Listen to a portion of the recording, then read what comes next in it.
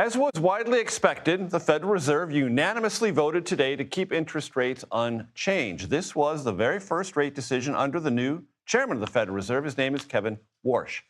The last time interest rates were lowered, December, under Chairman Jerome Powell.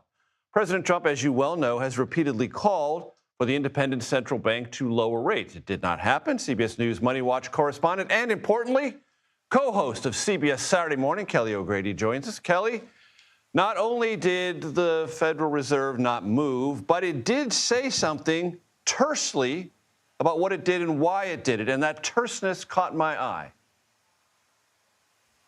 It definitely did. This was a spicy Kevin Warsh, Major. I was pleasantly surprised. He said so much without saying a ton. I mean, we were expecting this, this interest rate decision, right? But I don't think that this was a boring Fed day, because we got the mark that Kevin is already planning to remake the Fed, really put his stamp on it. He has convened a task force to focus on looking into how they do their communications, their inflation frameworks, how they collect and use data. I think there's a lot of economists that actually are going to be happy about that last one, because you and I have talked about how the data that the Fed uses, whether it's the jobs report, it's inflation data, the collection of it is something that more fits how things were done in the past. But he came out guns blazing and even saying, I don't know if we're necessarily always going to have a press conference. It really needs to be if there's something to communicate.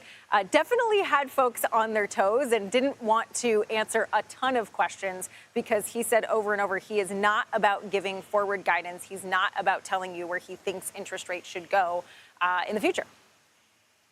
And his philosophy there, as I understand it, Kelly, is that the Fed has been speaking way too much. And if it's not clear or restrained, markets can misinterpret that. Am I getting that about right? That's exactly right. His point is that the data is changing so quickly, very much acknowledged, and said that everyone in the room was on the same page about getting to price stability, even though there is a lot of uncertainty with the war in Iran. And I will give you an example of how things changed so quickly. So in March, right, that was before we saw the inflation due to energy prices going up with the war in Iran.